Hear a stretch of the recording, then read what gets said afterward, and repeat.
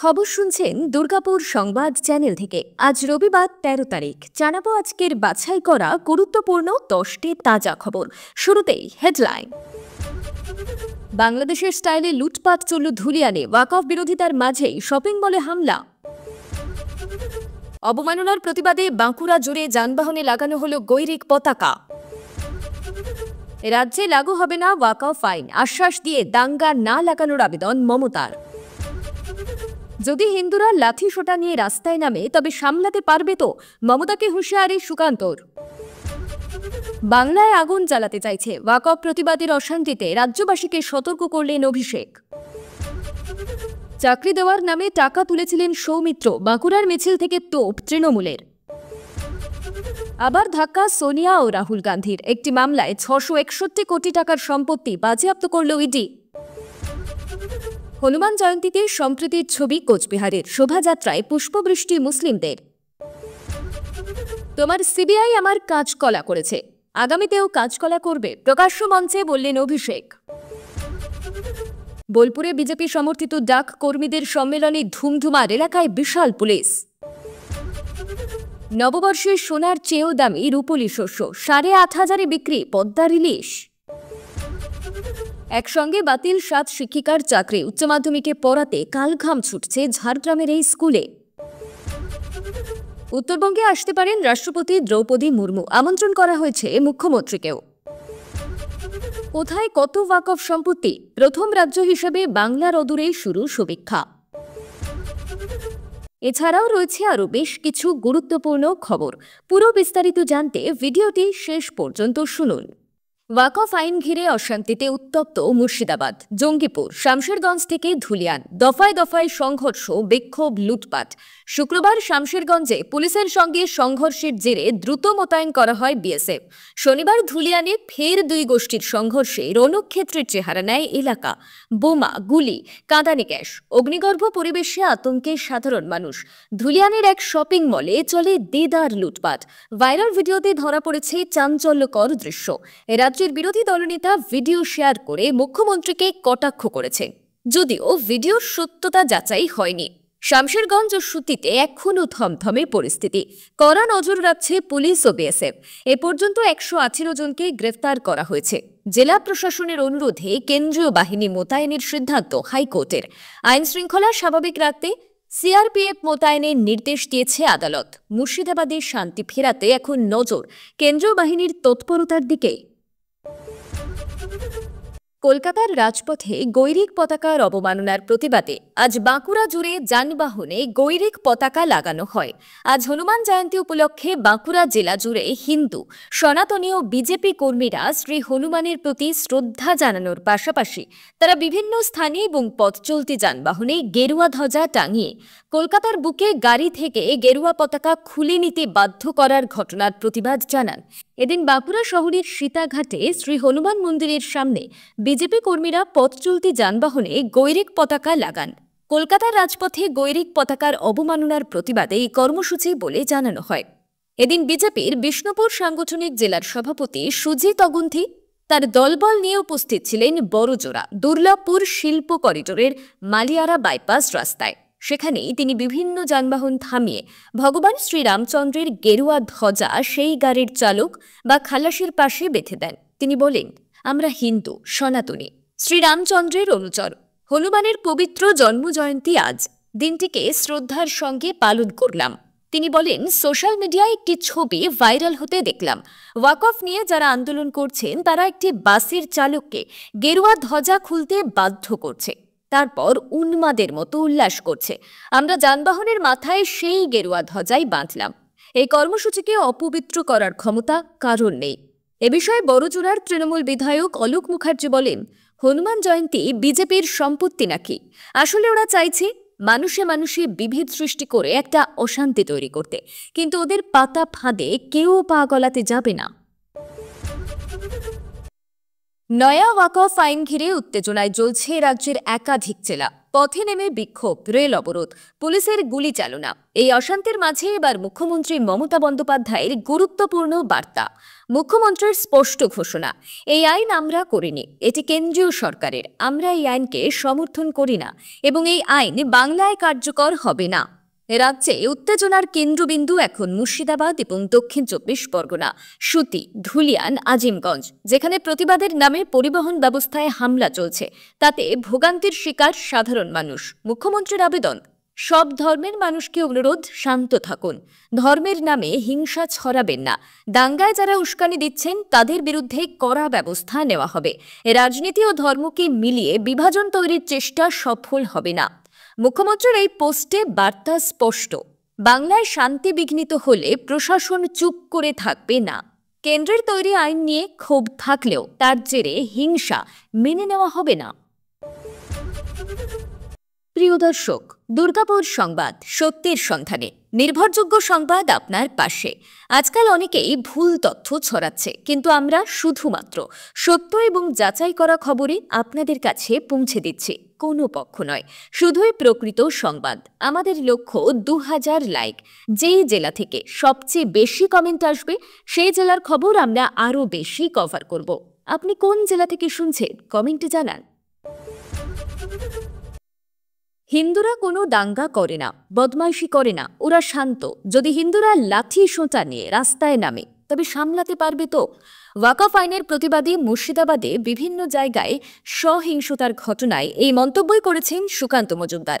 ওই ঘটনায় নওশাদ সিদ্দিকের একটি মন্তব্যের পরিপ্রেক্ষিতে সুকান্ত মজুমদার বলেন, মুর্শিদাবাদে যারা নেমেছে তারা 14 থেকে 15 বছরের বাচ্চা, কয়েক হাজার লোক নেমেছে। এটা মোটেই কিছু লোক নয়। নওশাদ সিদ্দিকের উচিত স্পষ্টভাবে এই ঘটনার নিন্দা করা। হনুমান জয়ন্তী উপলক্ষে শনিবার পানিহাটির এইচবি টাউন এলাকায় হনুমান মন্দিরে পুজো দিয়ে এই মন্তব্যই করেছেন কেন্দ্রীয় মন্ত্রী এবং বিজেপির রাজ্যের সভাপতি সুকান্ত মজুমদার। সুকান্ত মজুমদার বলেন, মুর্শিদাবাদে যেটা ঘটেছে সেটা কোনো আন্দোলন নয়, একটা দাঙ্গা। প্রশাসন সম্পূর্ণরূপে ব্যর্থ। দাঙ্গাকারীরা থানার উল্টো দিকে একটি বড় হলঘরে অস্ত্রশস্ত্র মজুত রেখেছে। পুলিশও ঘটনাটি জানে। তার অভিযোগ, শাসক দলের মদতে এই ঘটনা ঘটছে। তার কারণ 2016 নির্বাচনে মুসলিম ভোট একত্রিত করার জন্য। কারণ মুসলিমরা একত্রিত হয়ে পুনরায় ভোট করে, হিন্দুরা সেটা করে না। এটা হিন্দুদের দুর্বলতা। তবে মমতা ব্যানার্জি যদি ভাবেন এভাবে হিন্দুদের দমিয়ে রাখবো, তবে আগামী দিনে শান্তিপ্রিয় হিন্দুরা বাধ্য হবে আইন তাদের নিজেদের হাতে তুলে নিতে। তখন আর সেটা থামাতে পারবে না। আমরা হয়তো মুর্শিদাবাদে কম আছি, কিন্তু নদিয়াতে আমরা আছি। আমরা যদি শিবের তাণ্ডব নৃত্য শুরু করি, বিষয়টি নিয়ে ইতিমধ্যেই স্বরাষ্ট্রমন্ত্রীকে জানানো হয়েছে। আমাদের অনুরোধ ছিল বিএসএফ নামানোর, সেটাও নামানো হয়েছে। আমরা প্রতিনিয়ত কেন্দ্রের সঙ্গে যোগাযোগ রাখছি।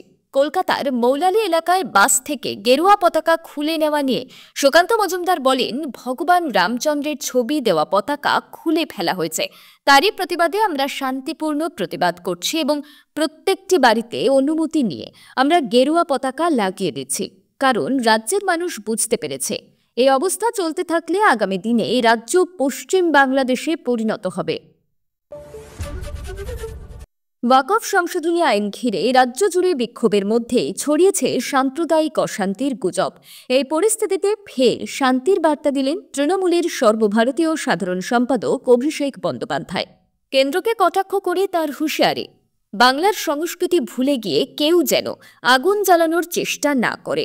শনিবার সোদপুরে একটি বেসরকারি হাসপাতালের উদ্বোধনে অভিষেক বলে, ধর্মে ধর্মে ভাগাভাগি করে বাংলায় অশান্তি সৃষ্টি করার চেষ্টা চলছে। কেন্দ্র টাকা না দিয়ে আমাদের বঞ্চিত করছে, কিন্তু যতই চেষ্টা করুক বাংলায় সম্প্রীতির পরিবেশ নষ্ট করতে পারবে না। প্রসঙ্গত, মুর্শিদাবাদ, দক্ষিণ 24 পরগনা সহ একাধিক স্পর্শকাতর জেলায় ইতিমধ্যে ছড়িয়েছে উত্তেজনা। সংঘর্ষে মৃত্যু হয়েছে 2 ব্যক্তির। গোটা পরিস্থিতি সামাল দিতে রাজ্য পুলিশের শীর্ষ আধিকারিকরা মাঠে নেমেছেন। মুখ্যমন্ত্রী নিজেও সোশ্যাল মিডিয়ায় জানিয়েছেন, ওয়াকফ আইন বাংলায় কার্যকর হচ্ছে না, শান্তি বজায় রাখুন। অভিষেকের সুরেও ছিল সেই বার্তা। তিনি বলেন, আপনারা যেখানেই থাকুন না কেন শান্তি বজায় রাখুন, অন্যায় হতেই দেবেন না। যারা অশান্তি ছড়াতে চাইছে তাদের থেকে সাবধানে থাকুন। এদিন সুপ্রিম কোর্টের এসএসসি রায় নিয়েও কেন্দ্রকে কাঠগড়ায় তুলেন অভিষেক। বলে, 59 লক্ষ জব কার্ডধারীর মনরেগার টাকা আটকে।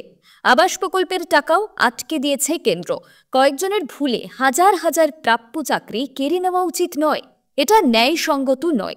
রাজ্য সরকার বারবার শান্তির বার্তা দিলেও রাজনৈতিক বিশ্লেষকদের মতে অশান্তির আবহ তৈরি করে রাজ্যের স্থিতিশীলতাকে টার্গেট করছে একাংশ। তাই প্রশাসনের পাশাপাশি রাজনৈতিক নেতৃত্বের বার্তা এখন অত্যন্ত গুরুত্বপূর্ণ হয়ে উঠছে। চাকরি দেওয়ার নাম করে টাকা নেওয়ার অভিযোগ উঠল বিষ্ণুপুরের বিজেপি সাংসদ সৌমিত্র খাঁয়ের বিরুদ্ধে। বাঁকুড়ার সোনামুখীতে এক তৃণমূল মিছিল থেকে এই অভিযোগ করেন পুরসভার ভাইস চেয়ারম্যান সোমনাথ মুখোপাধ্যায়। তার দাবি, সৌমিত্র খাঁ তৃণমূল সাংসদ থাকাকালীন সোনামুখী থেকে চাকরি দেওয়ার প্রতিশ্রুতি দিয়ে বহু মানুষের কাছ থেকে টাকা নিয়েছিলেন, কিন্তু আজও চাকরি মেলেনি, ফোনও ধরেন না। শুধু সৌমিত্রই নন, বিজেপি বিধায়ক দিবাকর ঘরামি এবং নেত্রী দীপালি সাহার বিরুদ্ধেও দুর্নীতির অভিযোগ তোলে তৃণমূল। সোমনাথবাবু বলেন, দীপালি সাহা তখন তৃণমূলে ছিলেন, এখন বিজেপিতে, তার বাড়িতে গিয়ে এই উত্তর চাইতে হবে। আর শুভেন্দু অধিকারীর নাম না করে বলেন, বাবা শুভেন্দু, ঠাকুর ঘরে কে, আমি তো কলা খাইনি। এদিকে পাল্টা জবাব দিয়েছে বিজেপিও। সোনামুখীর বিজেপি বিধায়ক দিবাকর ঘরামি বলেন, যখন সৌমিত্র তৃণমূলে ছিলেন তখনই যদি এত বড় অপরাধ করে থাকেন, তবে তৃণমূল সরকার কেন তাকে গ্রেপ্তার করেনি? এখন এসব বলে মানুষকে বিভ্রান্ত করা যাচ্ছে না। সৌমিত্র খাঁ তৃণমূলের দুর্নীতির বিরুদ্ধে আওয়াজ তুলে বিজেপিতে এসেছেন। চাকরি দুর্নীতি নিয়ে এই রাজনৈতিক চর্চা আরও কতদূর করায়, সেদিকেই নজর রাজ্যের। ওয়াকফ সংশোধনী আইনের প্রতিবাদে বাংলার বিভিন্ন জেলায় উত্তপ্ত পরিস্থিতি তৈরি হয়েছে। বিশেষ করে মুর্শিদাবাদ জেলার সুতে, শামশেরগঞ্জ, ধুলিয়ান এলাকায় ট্রেন ও বাস অবরোধ করে বিক্ষোভে সামিল হন সংখ্যালঘু সম্প্রদায়ের একাংশ। উত্তেজনা সামাল দিতে এলাকায় পৌঁছেছেন রাজ্য পুলিশের ডিজি রাজীব কুমার। পরিস্থিতির গুরুত্ব বুঝে কেন্দ্রীয় বাহিনী মোতায়েনের দাবিতে কলকাতা হাইকোর্টে যান বিরোধী দল নেতা শুভেন্দু অধিকারী। আদালত মুর্শিদাবাদে কেন্দ্রীয় বাহিনী মোতায়েনের নির্দেশ দেয়। সেই নির্দেশকে স্বাগত জানিয়ে রাজ্যপাল সিভি আনন্দ বোস জেলার রাজনৈতিক দলগুলিকে সতর্কবার্তা দেন এবং জানান, শান্তি ফেরাতে বাহিনী মোতায়েন অত্যন্ত প্রয়োজনীয় পদক্ষেপ। তিনি রাজনৈতিক নেতৃত্বের সঙ্গে কথাও বলেন। ডিজি রাজীব কুমার ইতিমধ্যে বিএসএফ এর সঙ্গে কেন্দ্রীয় বাহিনী মোতায়েন নিয়ে আলোচনা করতে পারেন বলে জানা গিয়েছে। কোথায় কিভাবে বাহিনী মোতায়েন হবে তা নিয়ে বিএসএফ এর সঙ্গে বৈঠক হতে পারে। ওয়াকফ ইস্যুতে এখনও পর্যন্ত মুর্শিদাবাদে 3 জনের মৃত্যু হয়েছে।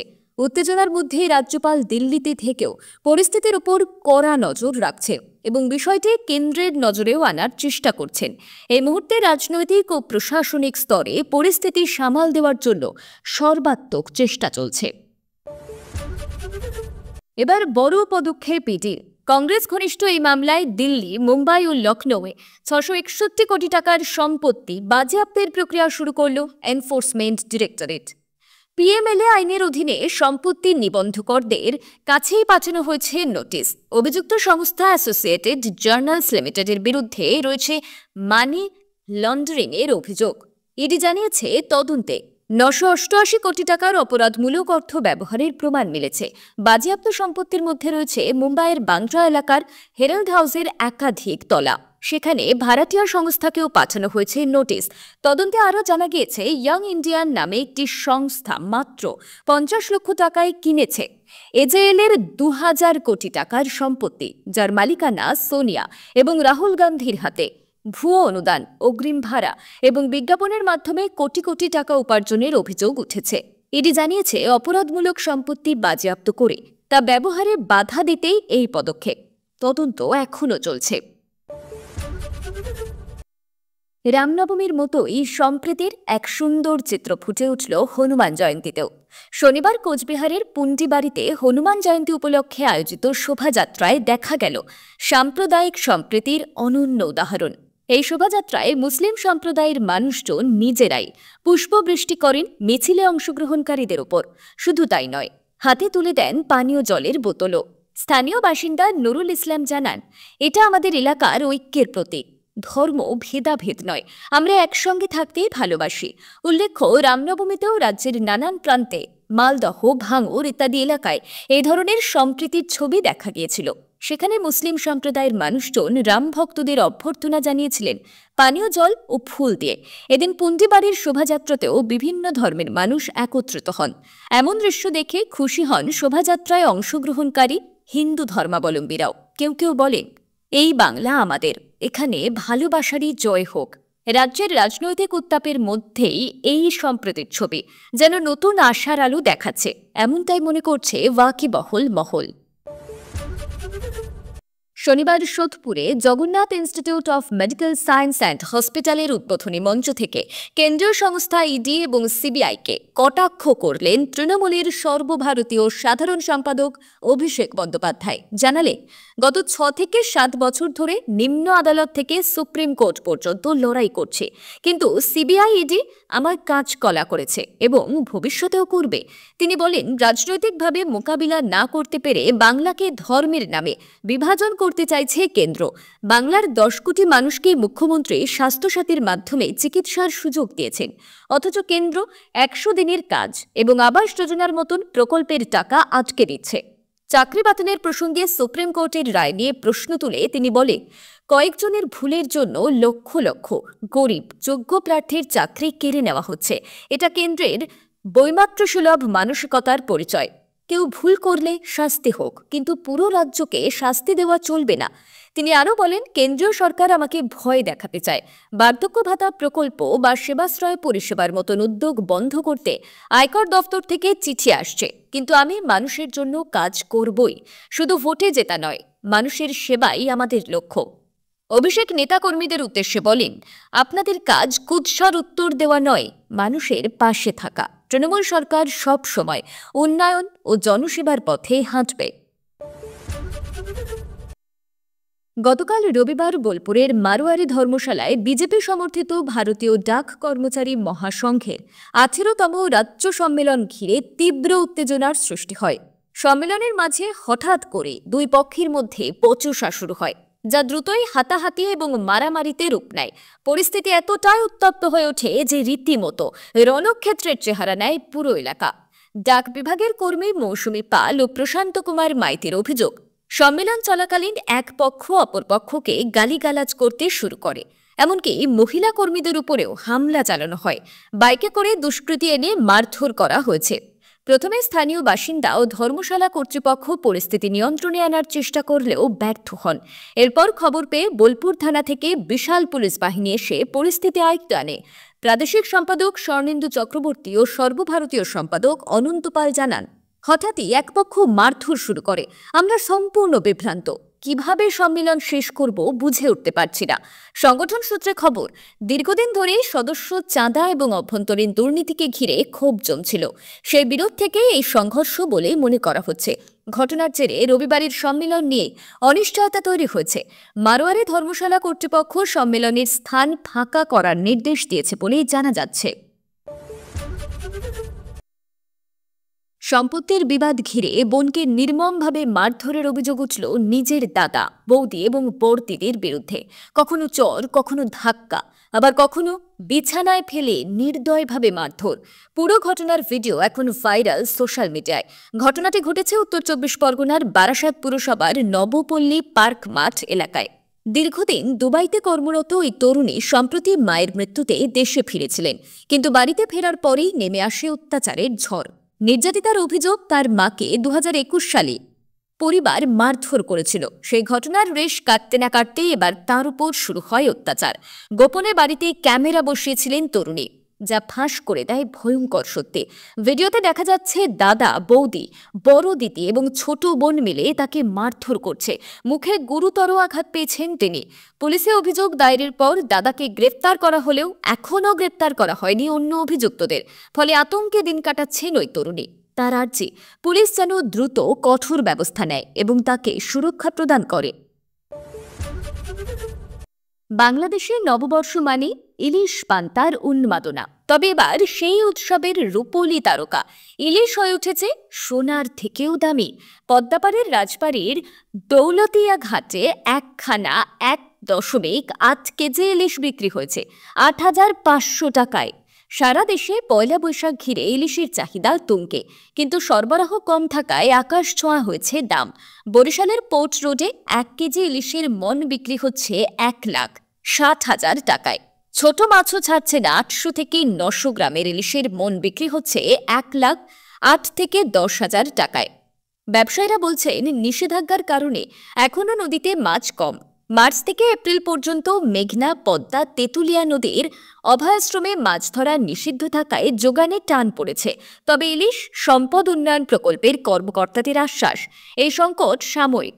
আগামী আগস্ট-সেপ্টেম্বরে মিলবে ফল, কিন্তু তার আগে পর্যন্ত নববর্ষে ইলিশ পাতে তুলতে হলে ক্রেতাদের বাজেট বেশ চড়া করতেই হবে। এবার নববর্ষে ইলিশ মানে বিলাসিতা।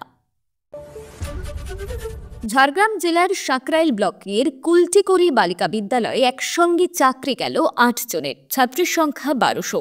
তাদের মধ্যে রয়েছেন 7 জন শিক্ষিকা এবং স্কুলের একমাত্র করণিক। স্কুলের প্রধান শিক্ষিকা জানিয়েছেন, উচ্চ মাধ্যমিক বিভাগে বাংলা, ইংরেজি, ইতিহাস এবং ভৌতবিজ্ঞানের শিক্ষক একই সঙ্গে ছাঁটাই হয়েছেন। অঙ্কের শিক্ষকও নেই।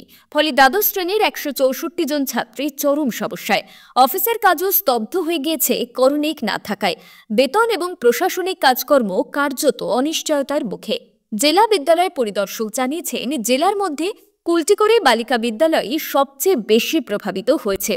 জেলায় মোট 351 জন শিক্ষক, 123 জন গ্রুপ ডি কর্মী এবং 53 জন করণিকের চাকরি গিয়েছে সুপ্রিম কোর্টের রায়ের পর। বিদ্যালয় সূত্রে খবর, সীমিত শিক্ষক নিয়ে বাকি শিক্ষিকারা কোনো মতে ক্লাস চালাচ্ছেন। তবে দীর্ঘমেয়াদে কিভাবে পড়াশোনা চলবে তা নিয়েই তৈরি হয়েছে গভীর অনিশ্চয়তা। রাষ্ট্রপতি দ্রৌপদী মুর্মু কি আসছেন বাংলায়?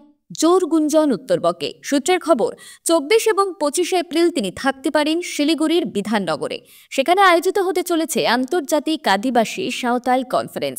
ইন্টারন্যাশনাল সাঁওতাল কাউন্সিলের দাবি, এই অনুষ্ঠানে রাষ্ট্রপতি ছাড়াও উপস্থিত থাকবেন মুখ্যমন্ত্রী মমতা বন্দ্যোপাধ্যায়, ঝাড়খণ্ডের মুখ্যমন্ত্রী হেমন্ত সোরেন এবং ওড়িশার মুখ্যমন্ত্রী মোহন চরণ মাঝি।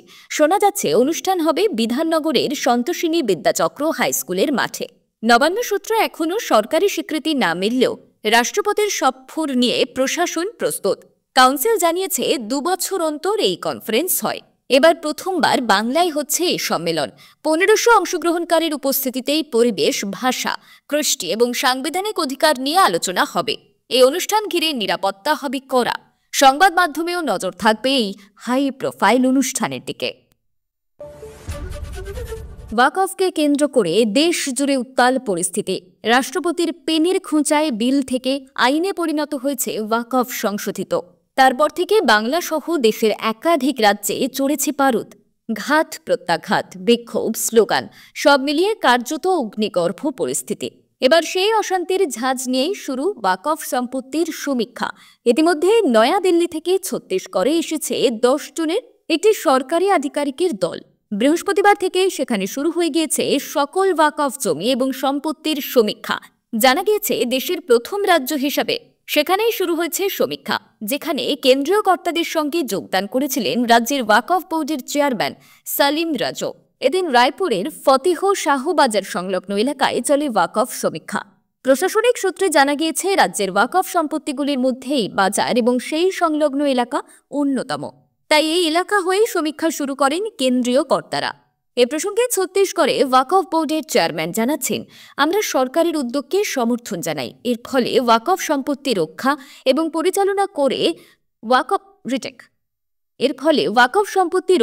পরিচালনা করে আগের থেকে সহজ হবে। এমনকি যে সকল ত্রুটি রয়েছে সেগুলিকেও মেটানো যাবে। তবে বাংলার অদূরে ওয়াকফ সমীক্ষা মিটলেও তা বাংলায় হবে না বলে আগেই জানিয়েছেন মুখ্যমন্ত্রী মমতা বন্দ্যোপাধ্যায়। শনিবার নিজের এক্স হ্যান্ডেলে একটি পোস্ট লিখে তিনি জানিয়েছেন, আমরা এই আইনকে সমর্থন করি না। এই আইন আমাদের রাজ্যে লাগুও হবে না। এতক্ষণ খবর শুনছিলেন দুর্গাপুর সংবাদ চ্যানেল থেকে। খবর আজকের মতো এই পর্যন্তই।